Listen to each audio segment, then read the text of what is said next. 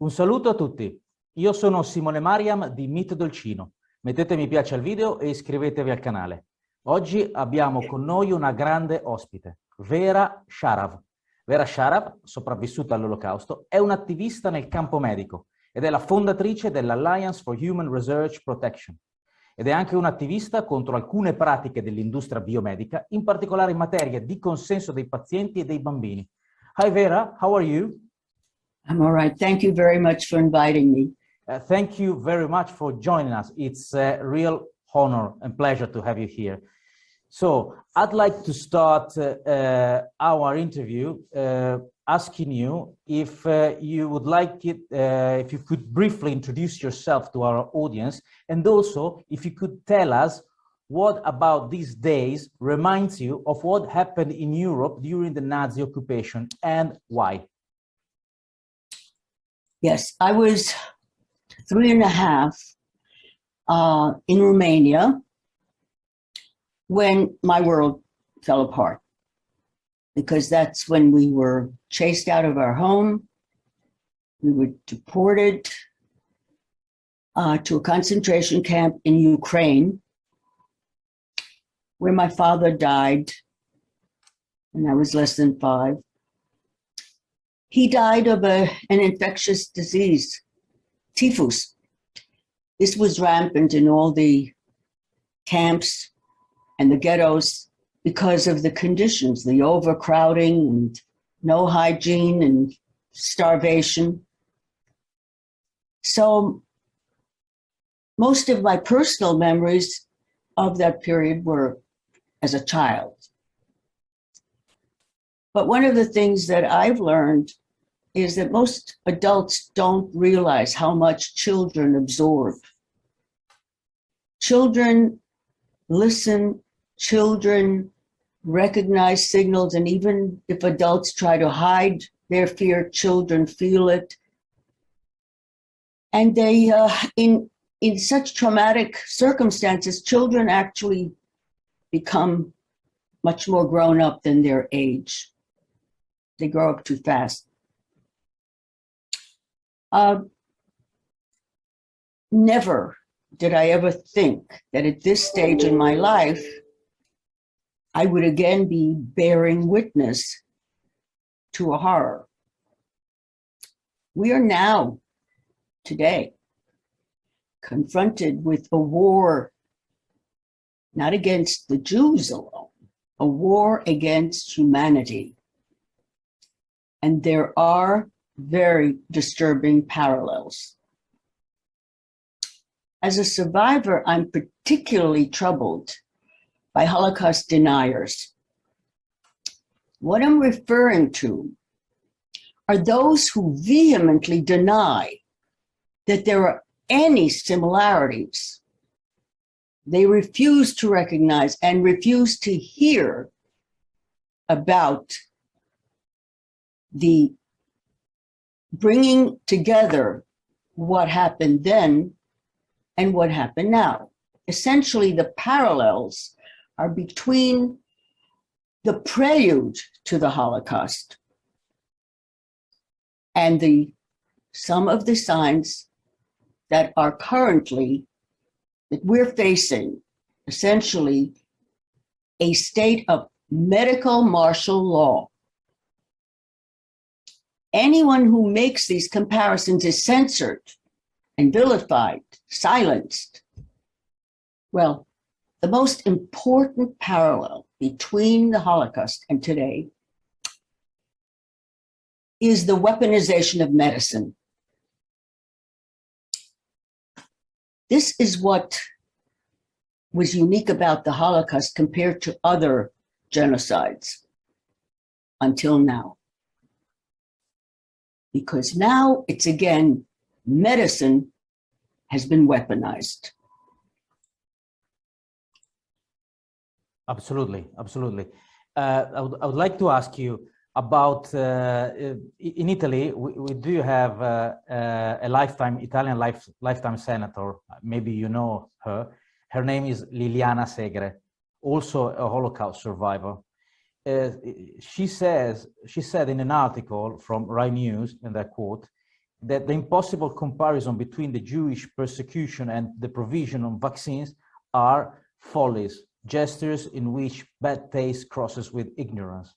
Well, I would like to understand your position on this. Why is it that a part of the Jewish world seems to see no similarity?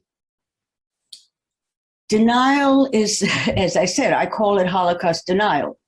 Yes. Because if you don't learn from history and apply the lessons to the time that you're living in, then you haven't learned the history. By keeping the Holocaust as something totally separate, it's just like a religion, you know, that keeps, oh my God, you cannot touch, you cannot criticize.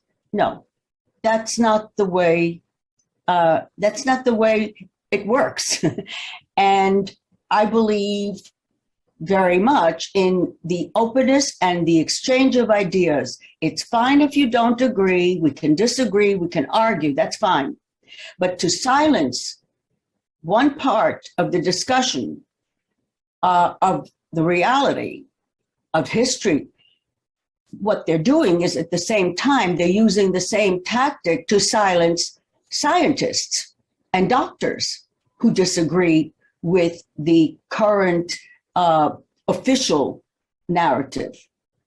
No one is allowed to say anything again about the lack of safety measures with the vaccine. It's the same thing. It's the same mindset. Whenever someone wants to silence a topic, prevent discussion, it means they have something to hide. If they didn't, they'd be perfectly willing, like intelligent human beings, to have a debate. I do absolutely agree that we need a debate, because the censorship is getting stronger and stronger. Yes. Every day. Mm-hmm. I have another question about the Green Pass. What do you think about the Green Pass? I mean, in Italy, it's called Green Pass. It's the COVID pass. Do you think that some hypothetical, very influential, rich Jew part of the establishment is ready to deny the connection between the Green Pass, the COVID pass, and the Yellow Star? Because we know what the Capos did during those years. Yeah, that's part of what I was going to talk about, so definitely. You see, the vaccines are one thing, but the vaccines open the door to the digital identity passport. Now, that passport has, in fact, a direct parallel with the Holocaust. Not even, it was already known, both the prelude and the actual Holocaust. And that is IBM. IBM's technology, it was not digital at that time. It was very clumsy, but it did its job. It was an identity tracking and surveillance system on punch cards. IBM provided Hitler with the means to rapidly execute. They were the facilitators. What they did was they hired thousands of people to do census, first in Germany and then in the occupied countries.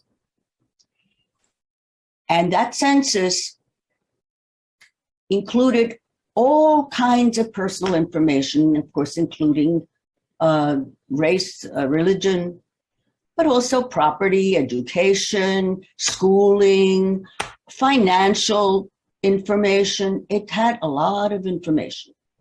And when they were ready to proceed with the Holocaust and to massively deport people to killing camps, it was the IBM tracking system that helped them to quickly identify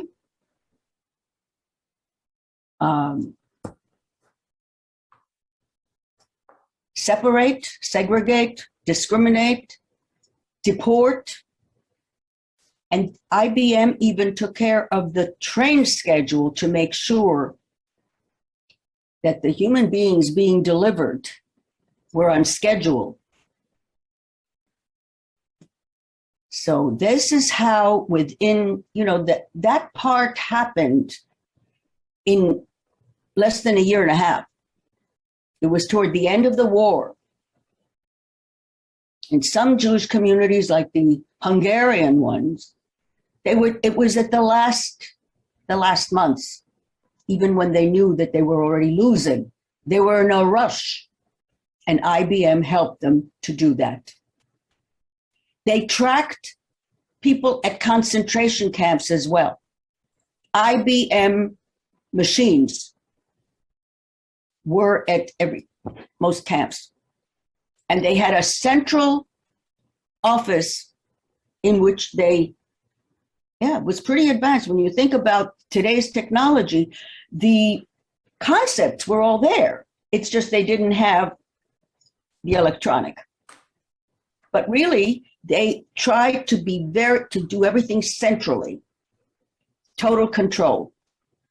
And that's what the green passports are supposed to facilitate. They will include personal information, not only vaccination, your other medical history. Just think what having the entire world population medical records available to pharmaceutical companies, my goodness, they can then plan their next vaccine, their next drugs, just by knowing what the conditions of the world's population is and what kind of problems they may have, and then you wind up having chronic patients forever. They will include your bank account, your credit cards. They pretty much are getting ready to control every aspect of people's lives, more so than most people can even imagine. They will know who your friends are, who you've gone to bed with. They will know everything by your comings and goings. It'll all be on your phone. Don't you? Sorry, sir. So keep on going. The New York State Governor Cuomo contracted IBM for its digital Excelsior passport. Now, obviously, the Excelsior passport is much more sophisticated than their punch card system. But the purpose is the same. The purpose is to gain control of the population. What is unfortunate is that so many people they almost have a love affair with their iPhone. The convenience. They didn't realize that while they were able to track their friends, if they made it to the restaurant on time or whatever, they didn't realize how much information was being taken from them. Because the internet and the whole electronic system, it's a two-way highway. And we, the users, are the least, we get the least information. We know nothing about the people who run those companies. They keep everything tightly under control, secret. Just think about the vaccines. We don't know what's in the contracts. We don't know what's in the vaccines. There are now scientists who are beginning to examine a few vials, and what they're finding is horrific. None of this has been disclosed. And yet, here is the world population in a huge medical experiment, uncontrolled medical experiment with a product that has never been used in humans before, that has not undergone basic safety tests. It went through Operation Warp Speed. Speed, that was the issue, speed. And that's the reason that those contracts are so tightly controlled, and why everyone involved, the manufacturers, the public officials, and those who are giving the shots, they all have complete immunity from liability for harm. If somebody is harmed or dies, there's no recourse, even though we've all been lied to because we've been told, oh, these vaccines are perfectly safe and effective. Well, right now, the most highly vaccinated country, Israel, is having the worst infectious rate after being vaccinated, more than 1 million, the third shot. So I don't quite think that the vaccines, quote, work. If they don't prevent infection, what do they work? That's a whole other area.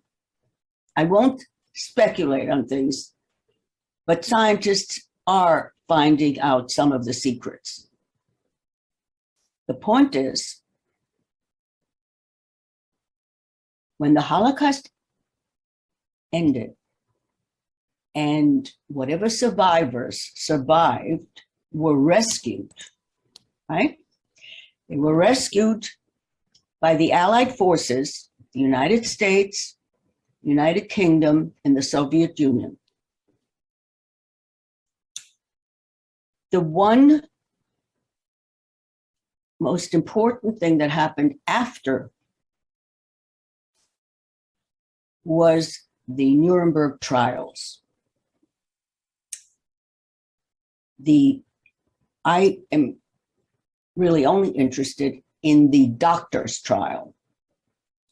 That was the most important trial because it brought out to public light the horrific, ghastly medical atrocities to the world.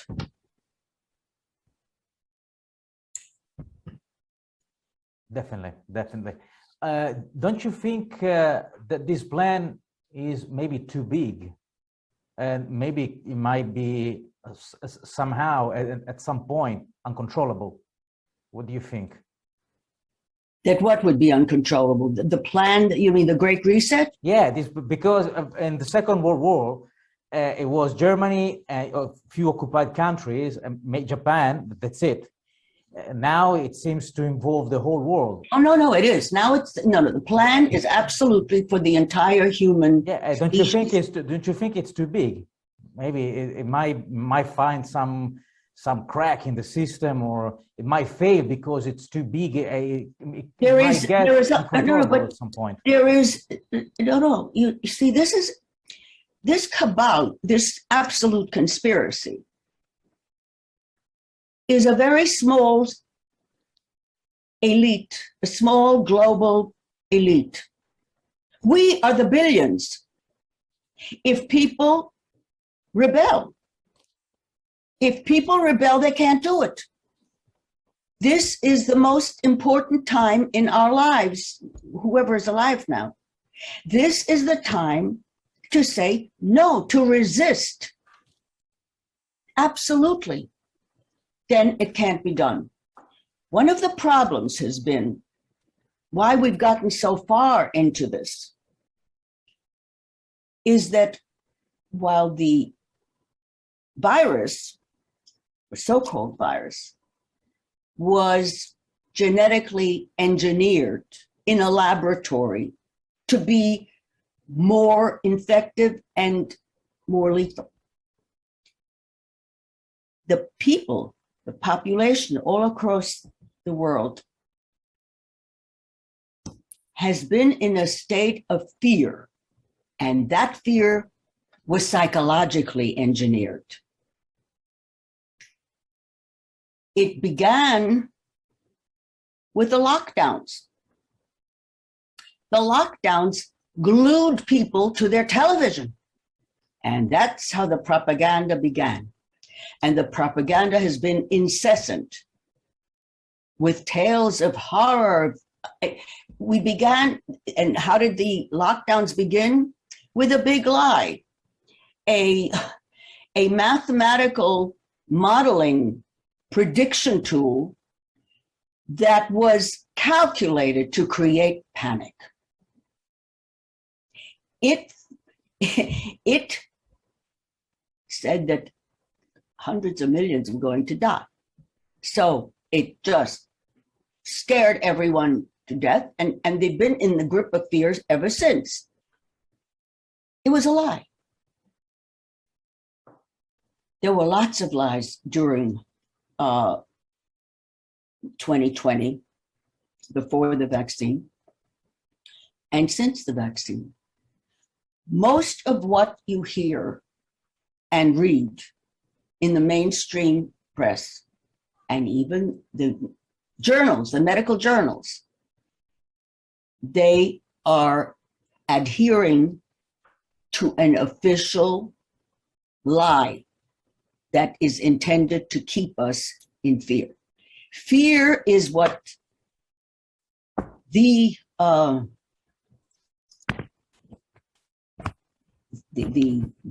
Don of propaganda, Goebbels, he knew fear is all you need. You don't need much more.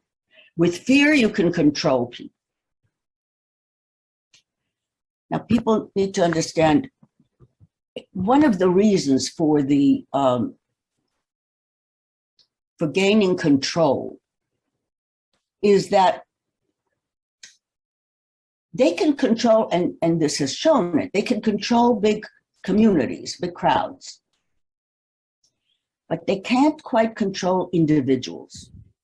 And we who are standing up to it and speaking out are who they want to get rid of the most, because we're spoiling, you know, we're creating a little bit of a tiny, even the tiny little teacup rumpus is, they can't bear it. They can't control us. And I have to say that in my years, one of the things that I've learned, and it's very much true today, is that the most important thing that we need to keep in mind as human beings is the sanctity of the individual. It is a false, absolute, wrong ethos to say you have to do things for the greater good. No. When you give up on the individual, and this starts really, again, it's absolutely the most focal thing in medicine. A doctor who swears the Hippocratic Oath, first do no harm, it's to the individual. He swears not to hurt the individual patient, to do only what's best in the interest of the individual patient. And when they tell you, no, you must think of the greater good, no. A society where individuals' rights are trampled is an evil society. Definitely. You can't have democracy without individual participation as individuals.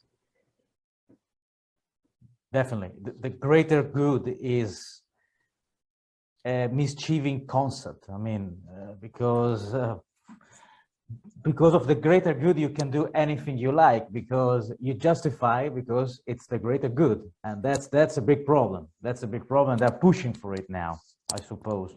But you see, nobody is asking the ones telling you, is Bill Gates doing things for the greater good? Is Tony Fauci doing things for the greater good? Huh? Is Klaus Schwab doing things for the greater good? They're the ones who are pretending, right? Oh, the greater good, yeah. In the meantime, their coffers you know, offshore and all the secret bank accounts and all that are just overflowing. While we are told to do one of the most obscene things, and I do want to bring this parallel up, it's very important, and that is that Jews were not the only ones who were caught up in the dragnet of genocide. The first medically murdered victims of the Holocaust were German infants and children under 3. Their crime, they were disabled in some form. So they were regarded as expendable. Next were the mentally ill. And then other disabled. And finally, nursing home and long-term care residents. It was called Action T4. And it was being conducted from 1939 to 1945, the entire period of the war. More than 1,000 babies and children were medically murdered. Some of them were subjected to starvation diet so that the doctors could record how long it took a child to die from starvation. 6 hospitals were transformed into the killing stations. T4 was a pivotal aspect in preparation for the Holocaust. They tested various methods of medical murder, including the gas.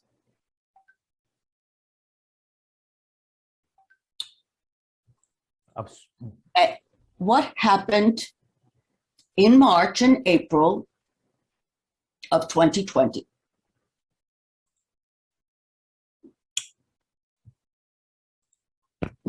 Officials, heads of state, issued murderous decrees targeting the elderly in nursing homes. This happened all over Western Europe. The most advanced, wealthy countries with the highest standard of living. They used the opportunity of the pandemic to be rid of human beings they decided had no value, and they posed an economic burden.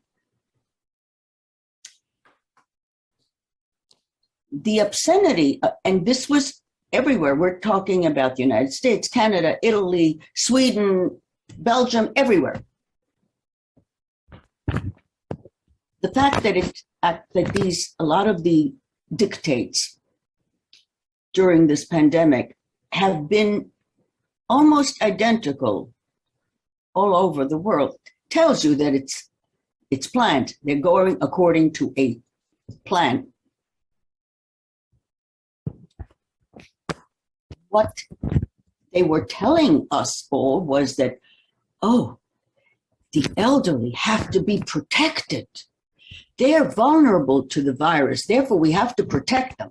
And how did they protect them? By not treating them and through injections, by killing them. The vast majority of those who actually died from COVID were the elderly. And they died either from no treatment, which hospitals were ordered, do not treat them, send them to nursing homes. In my own state in New York, Governor Andrew Cuomo predicted before he issued his murderous order, he predicted that the virus in nursing homes will be like fire through dry grass. Fire through dry grass. And then he issued the order. He is a mass murderer of more than 15,000 human beings. And I'm sure you have your own similar. Yeah, we do. We do have our similar things, yeah. As you said, it happens all over the world. Oh, Western world mostly. Western, no, this is important Western too. world mostly, yeah, definitely. This is important because the Western world feels so superior to the Eastern world, right? Well, guess what? The Western world is behaving so much worse. In the poorer countries, they're treating people with ivermectin, hydroxychloroquine, whatever they can get their hands on. But here, governments prohibit doctors from utilizing curative available medications for COVID. They're not allowed to save lives. Dr. Didier Raoult in France, he's being crucified for having alerted doctors what works. And since then, Dr. Zev Zelenko, a New York family physician, followed Dr. Raoult's protocol and then created several more protocols. He saved more than 6,000 people without 3 deaths. Now, that's a ratio that no hospital can match. And these people didn't need hospitals. In the hospitals, even now, they're killing patients. The ventilators are killing patients. That's what killed patients in hospitals then, and they're still using it. They're still not allowing the cures to be used by doctors, and doctors who use them lose their license. It's somehow dangerous to go to hospital now. Well, but let's think, why would they forbid doctors from prescribing drugs that are fully FDA licensed, have been used for decades, so they have a long safety track record? What is the crime of repurposing a drug that's approved for one illness to another? Doctors have always done this. This was perfectly legal until now. With COVID, you're not allowed to. Why? You want to know why? Yeah, obviously. It's strictly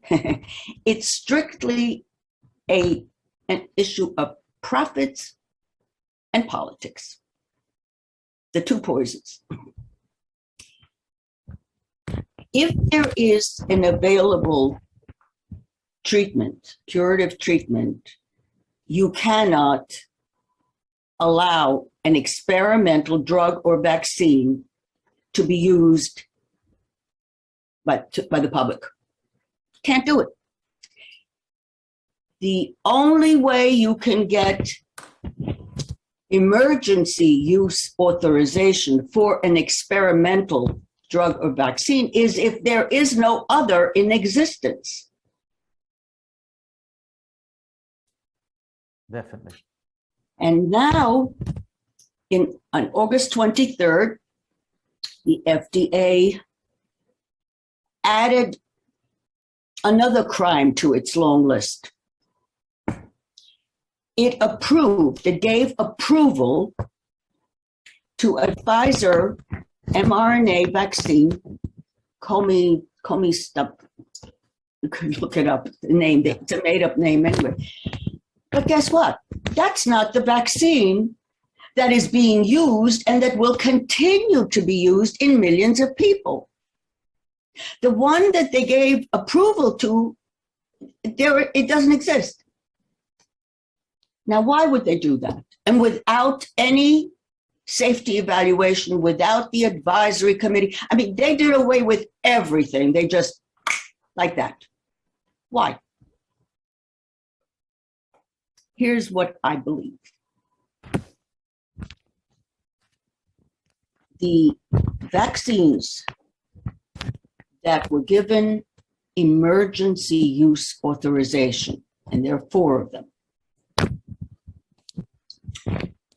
Those manufacturers and everyone involved has absolute immunity from all liability for any harm or deaths or anything. Whether it's negligent, doesn't matter.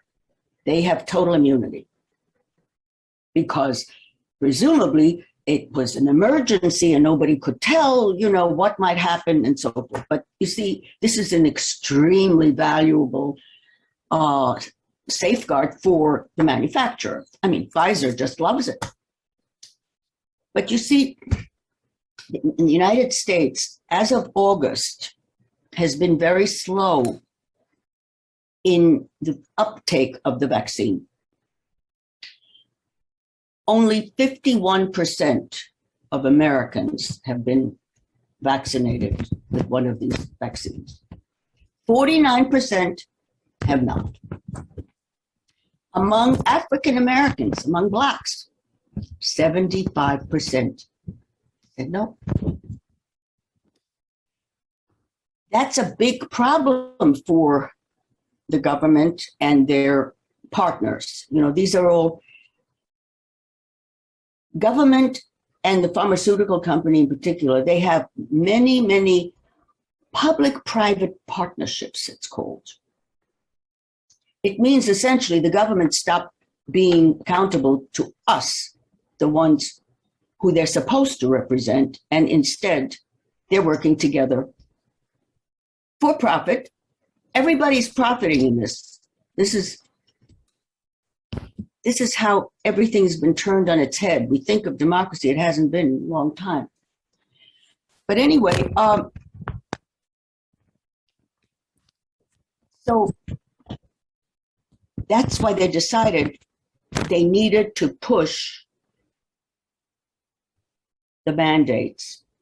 And they can't do mandate with emergency use authorization. Lots of lawyers have looked into that. They can't do that. The only way they can mandate in the United States is if it's approved. So FDA did the approval, but there it is, a sleight of hand. Which vaccine is approved and which vaccine is still under emergency use. Lots of tricks, all dirty. I mean, if it wasn't so tragic, if the human casualties of those who have taken the vaccine wasn't escalating every single day, the death numbers keep going up. But the public doesn't know that. They've created a unvaccinated pandemic. The unvaccinated pandemic. It's a total lie.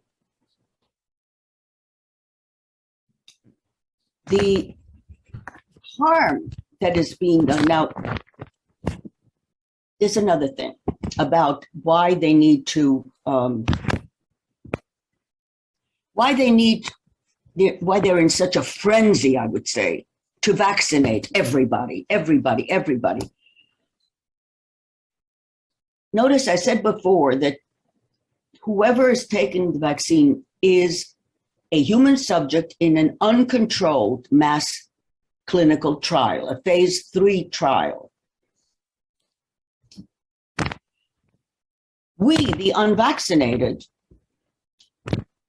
are the unwanted controls. If we stay healthy and nothing happens, you know, we may have had COVID by now and have immunity. We spoil the plan. That's the problem. We spoil the plan. And as many of us as resist and do not go along, we will win. It's only by giving in, by obeying authority.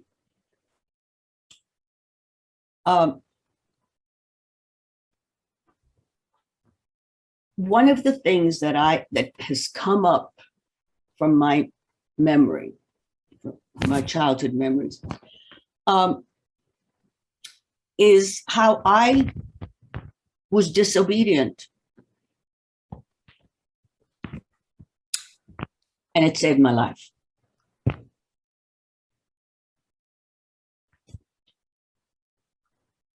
Just very briefly, I was separated from my mother when I was 6. She remained in the camp and I was rescued. Now, I was en route. For more than 10 months, I was essentially a child en route, no parents. So one of the things that I relied on was the kindness of strangers. But I had to pick who I entrusted myself to. That's not an ordinary thing. On the train to the harbor where we were en route to Istanbul and from there to Israel, before it was a state, this was in 44. En route to the boats, I befriended a family on the train. But when we got to the harbor, there were 3 small boats that were there to take us. These were small, rickety things, nothing like, no luxury liner. I was assigned to go with all the orphan children on the one boat with all the orphan children. I refused. I absolutely refused. And I do remember very well how I sat on my valise and had it's crying, wouldn't go. No matter what, everybody went according to where they were assigned, except I stood, I sat there alone and just cried and screamed and cried. In the end, I prevailed, which I don't know whether a child today having, what they would call a temper tantrum, I don't think they would give in. They'd call them oppositional defiant disorder and whatever, and give them drugs. But I did prevail. And the reason that I was so adamant, I realized, I'm trying to analyze it myself later, years later. The reason I was so adamant is because I was little and I didn't like being with the other kids, bullies, bigger than me. I knew I couldn't deal with that. I was an only child, so I didn't have good experience in how to negotiate with bigger children. So I trusted adults. And the first night out at sea, one of the boats was a little faster, so it was ahead of us. But the boat I was in and the boat with the children were more or less near each other. Now, I was down, I was asleep because I used to get very seasick. And so anyway, they gave me something to sleep. But during the night, a submarine torpedoed the boat with all the children. There were no survivors. I learned about it the next morning. I didn't say a word, not a word, but I thought, that's right. But I also had a pang of guilt. The guilt was that I was glad to be alive.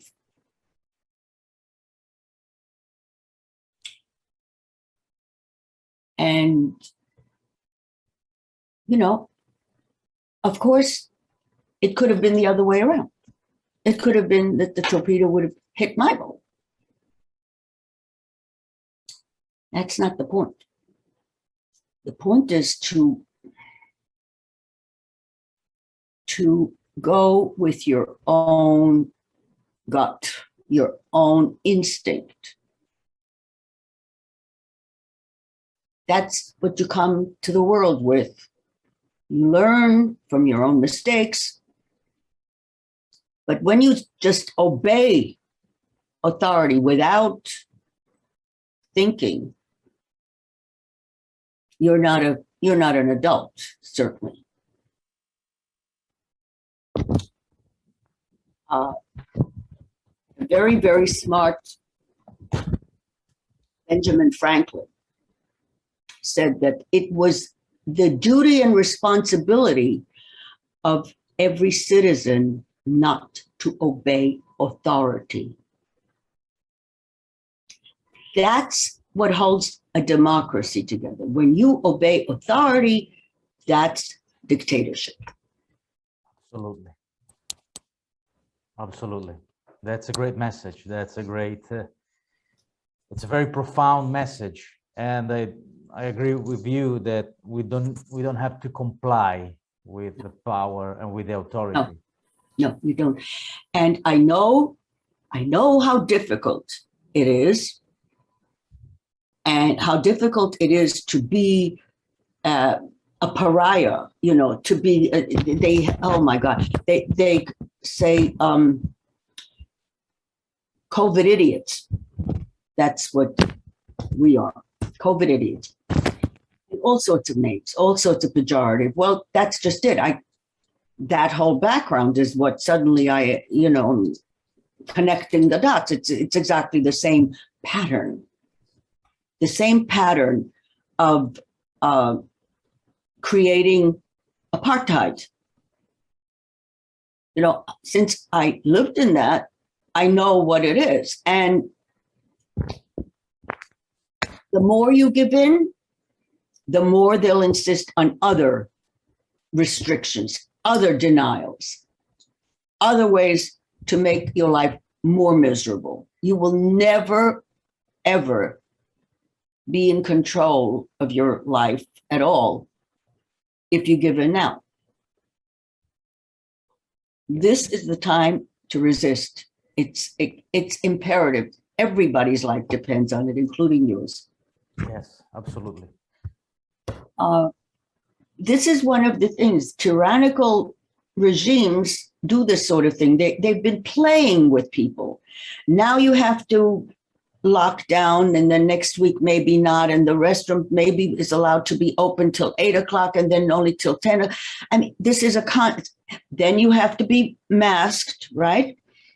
And even masked outside, masked inside. In Australia, they're pepper spraying children who are without masks outside. I mean, it is as bad as, yes, this is the way the Nazis did things too. And one of the things that a lot of other Western countries, people in Western countries who thought about, you know, knew something about the Second World War, and they couldn't understand, how could the Germans allow this to, you know, how could that happen? Well, just look around at every masked person. That's how. And this is all very psychologically scheduled even. Yeah.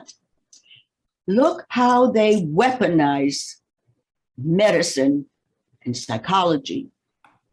I realized that's very essential, you see, because by having the medical and academic professions go along with the regime gives it a veneer of respectability of ethics. It's not. It's just a veneer. It's a fake. That's what fake and fake news is what we've been fed all the time now. People need to look for the alternative sources of information. As hard as they are making it and taking websites down and all the harassment, nevertheless, there's a very rich body of alternative sources of, yes, of accurate information, information that you need if you want to live like a human being. Absolutely. And 49% of American people are not following, apparently, the order of the authorities. So these alternative source of information are working in a good way, let's say. But of course, you realize that now they are intensifying the really choking people, because now, and this happened exactly, that's the way it went with the Jews. The Holocaust happened in stages. Nothing happened overnight. I mean, this wasn't that all of a sudden there's Auschwitz. No, it was in stages, piece by piece. Each, in other words, as they eliminated and disenfranchised the Jews slowly. That's what's happening here. Now the government in the United States has said, no more employment for unvaccinated in any of the government agencies and the military, and lots of major companies, same thing, JP Morgan, of course, Microsoft, Facebook, all of them. No, unvaccinated, not one, there are already, somebody already has a sign, unvaccinated, unwanted, like in front of a window of a shop. That's what, okay, used to be niggers weren't allowed in, right? And this is the same thing. People need to recognize that, yes, they're going after the unvaccinated now, but they're going to come after everyone. Whoever at some point will not want to do something or will not want to sacrifice their child, that's when they'll face it. There was a judge in Chicago just a couple of weeks ago. He removed an 11-year-old child from her mother's custody because she was unvaccinated. This is terrible. The last I heard, though, he had to overrule himself because there was pushback. But that's how bad it is. And that's why I say it can only get worse if people comply. If you want to take the shot, go right ahead. I would never tell anybody what to do with their body, what medicine to take. I have no right, and I wouldn't dream of it. But I have a right to say no. I have that right legally since the Nuremberg Code. Now let's talk about the Nuremberg Code. The Nuremberg Code was part of a court verdict in the Nazi doctors' trial. In 1947, when the horrors came out about the medical atrocities, the judges realized that this was more than ordinary crimes of war. These were crimes against humanity, and they had to figure out, and they crafted 10 principles that lay down under what circumstances you may do research on human beings.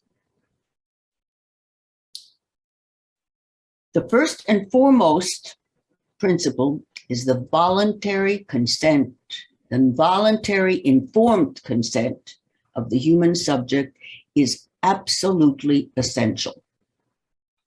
And they explain what informed means, what voluntary means. No coercion, no bribery, no fraud, okay? And informed,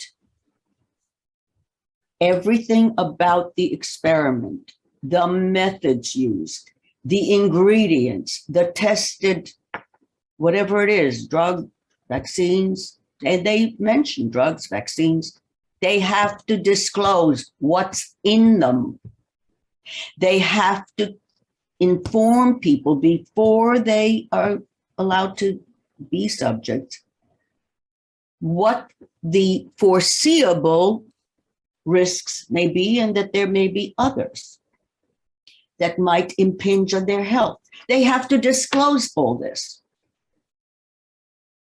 Well, of course, with the COVID injections, they've disclosed nothing. In fact, they've lied. They lied that this was perfectly safe, that it was FDA approved everywhere across the world. I was hearing about how this was FDA approved. No, it wasn't. There's a huge difference between approval, which is a license, and emergency use authorization. Now, the Nuremberg Code is an international law. It was incorporated into the International Criminal Code, and it is effective. It provides these human rights to every human being.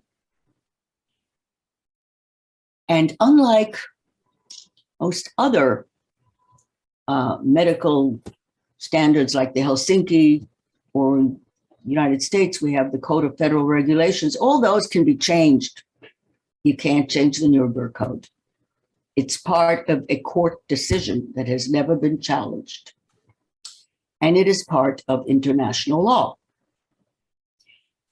It crosses borders. And it holds accountable those who conduct the trials, those who fund the trial. And it holds those responsible, whether they themselves initiated a trial that wasn't ethical, or whether they followed orders, state orders. The Nuremberg Code protections are above state government policies. So if there's an evil state policy, the Nuremberg Code will hold everyone responsible who goes along with the illegal, essentially, it's immoral state policy. That never happened before. And I don't know that it's happened since. You see, that's the problem. The Nuremberg Code needs to be used more often. It's been used very sparingly, but it's been used. And I was involved in 2 cases where the judges absolutely cited the Nuremberg Code. So the laws are different in the different countries. And in the United States, most cases have to follow a precedence. So the more precedents you have, the better chance you have of convincing, the judge, because nobody wants to make especially a moral decision on their own. They want precedent. So the only way to have precedent is to keep arguing Nuremberg. And then you'll have lots of precedents. And I hope that during this time, there are many, many lawsuits prepared and for filing. And some of them, will be on our side, and some already have been. So this is very important, because this is our weapon. our moral weapon, the Nuremberg Code, because the Nuremberg Code holds that, yes, the right to voluntary informed consent is just each human being. It sets human beings apart from animals. Not that I'm for torturing animals, but humans are on a different level. And when we talk about those who are planning the Great Reset or the New World Order or the Fourth Industrial Revolution, notice how many different, they're trying to get it from all angles. To them, not only are we not in any way special compared to animals, we're no better than widgets. You know, they just think of us as technological databases from which to extract information that they can use. It's a very diabolical plan, and it's there for people to read. Just go on the World Economic Forum and you can read the entire thing. It's all laid out. I'm not making up a word of it, not at all. On the contrary, you'll be pretty horrified to realize what it is they're planning, how dystopian it is, how totally they want to strip human beings of their humanity. These people have absolutely no human empathy whatsoever. Definitely. And they want to do that to the rest of us. Definitely. Definitely. We need to appeal to the Nuremberg Code. We need to... I know that there is a German attorney, Rainer Fulmich, that yes. I think it was one of the first who brought up the Nuremberg Code, I suppose. Well, I think he's doing a great job, isn't he? Yeah, well, there are many. I mean, he's one. Yeah, he helps a lot of lawyers all over to, if they need experts and things, he helps with that. But he understands, the importance and the usefulness of going with Nuremberg.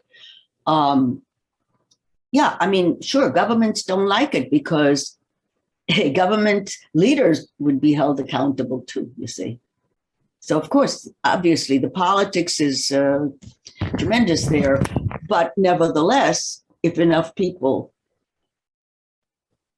and what's interesting, there's a case, it was a federal case decided in New York against Pfizer using Nuremberg. So there is a precedent. Yes. Oh, there are several. But this happens to be with Pfizer. Yes, where in Kenya, was it? I think Kenya. They used children to test an experimental antibiotic, and children died, and children had irreparable damage. And the lawyer, it was a very tough, many years it took because it's very difficult, but got it into first one court denied him that there was no jurisdiction, but federal court said, and Pfizer lost the case and had to pay some damages. That's very important. Definitely.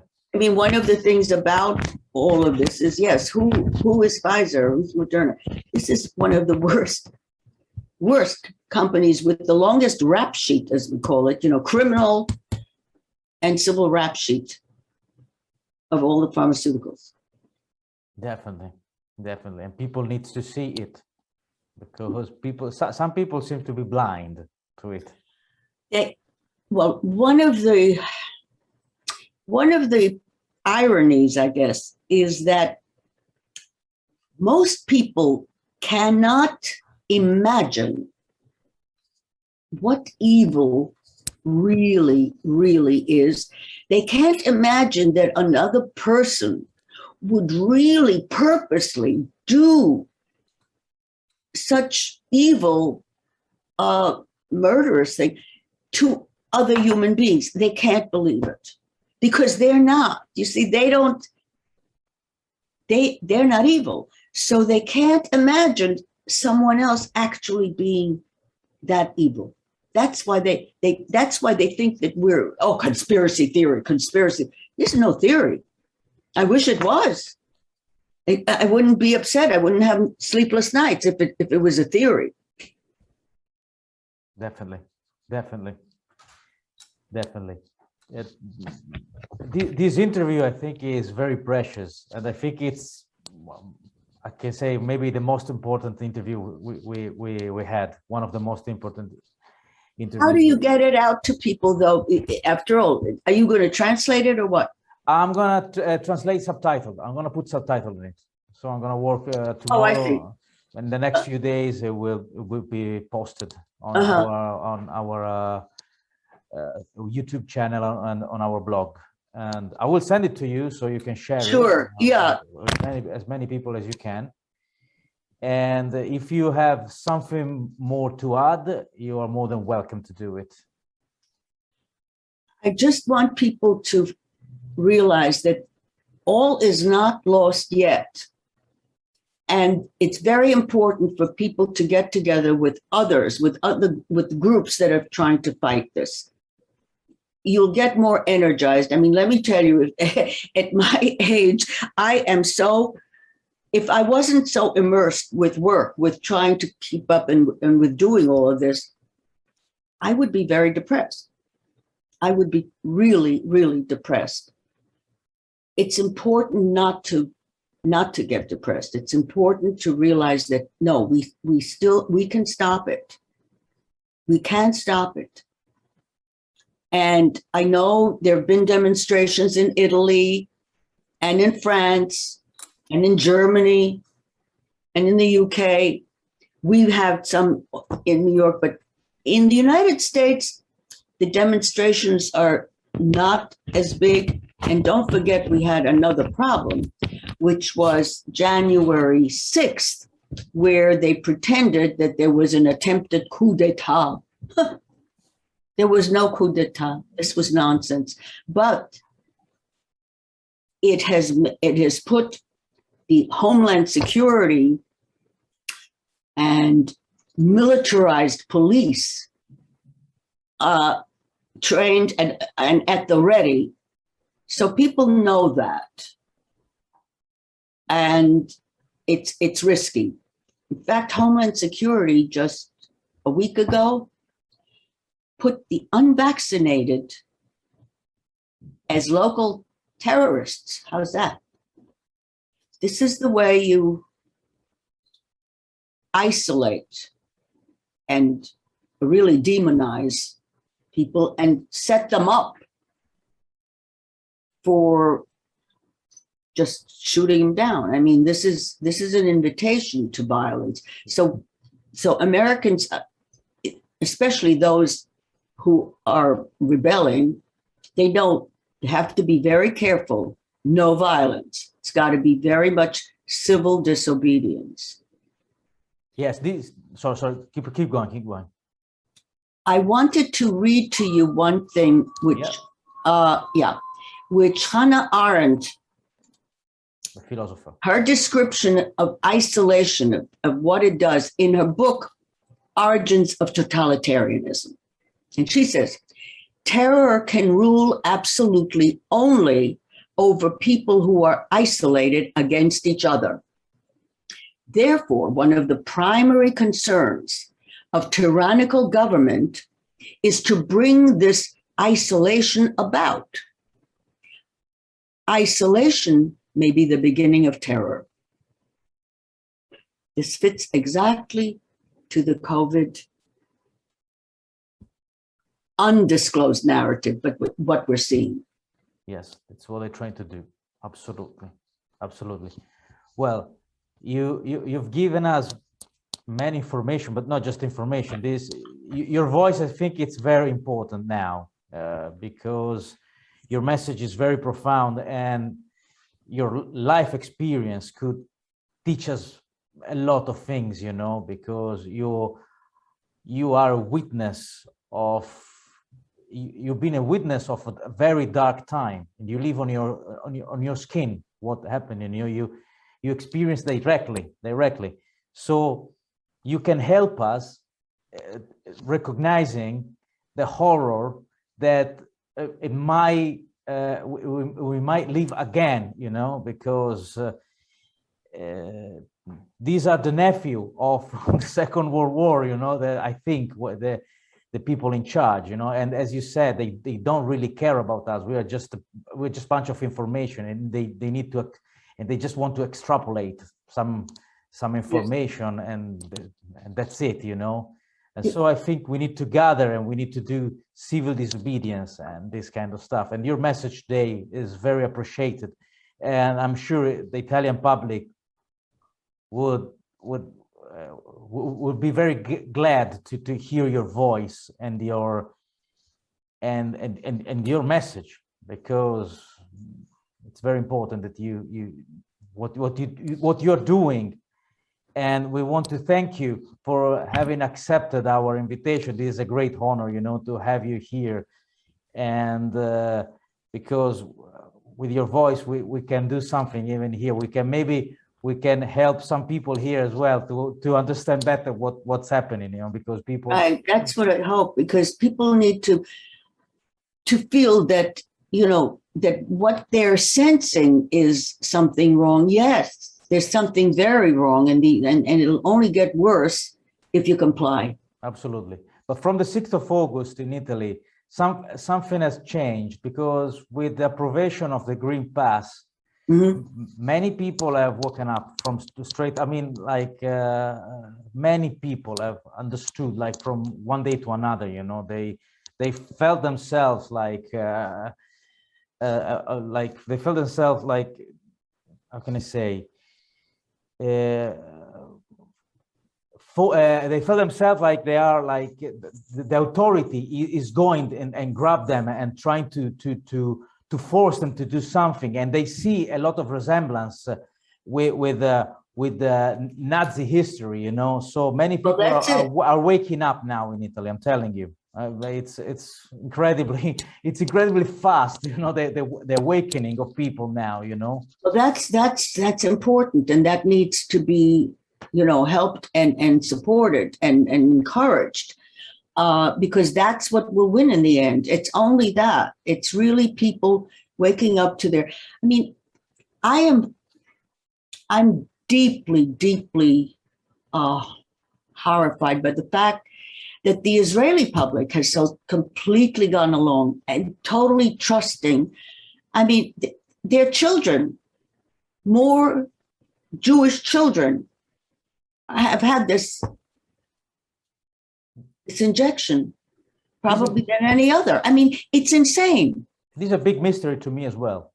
Well, it's what it shows, though, is what I said to you, and people are people. People are individuals, and you've got gullible people in all different groups. You've got saints, and you've got, you know, devils. Everybody. It doesn't matter. So the difference is whether it's country or religion or whatever. All that is very much beside the point. The importance is how the individual, what kind of moral compass do you go with? And when you go with, again, with this is groupthink. It's got all kinds of names, but that's what happened there. They are so trusting, and it's the craziest thing. Those of us on the outside now realize, I mean, my God, it's like creating a ghetto. Yes, it is. They do not conceive that their government could have deceived them the way they have. They really can't believe it. Yeah, it's just terrible. And but I think that eventually, if, you know, when we win, when we overcome, you know, remember there was a song, "We Shall Overcome." This is what needs to be the anthem. Then one needs to assess what has been wrong with education. That's what led to all this. the education, which has been a system evidently of not teaching children to solve problems and think for themselves and be willing to go against the teacher. So what's the crime? Yeah, definitely. You know, but instead, I know how it is in America. I mean, they're taught to repeat what the teacher told. The more you can repeat the exact words, you'll get an A. Yeah. That's wrong. It's the same here. That's wrong. You see, yeah. Part of it is, you know, the influence of people like Bill Gates. He funded some education stuff in the United States. It failed miserably, but it set the thing in motion anyway. Often, you know, it's very insidious. Sometimes something is started and you think that it's gone, but it isn't. The bureaucrats have a way of cementing it, you know, and it doesn't disappear. Just like in hospitals. There are really a senator during the Obama years, he tagged it death squads. And when people heard that, oh my God, death squad. So they thought it was over. No, it's not. It's going on. People, families are being pushed to put their loved one who is sick to hospice care when they're still, you know. Yeah. And those get paid more than other doctors. That's how it's done. The same thing happened, and I'm sure it must be in Italy too, the United States. Hospitals got more money if they treated COVID patients with the COVID protocol, which meant the ventilators that killed.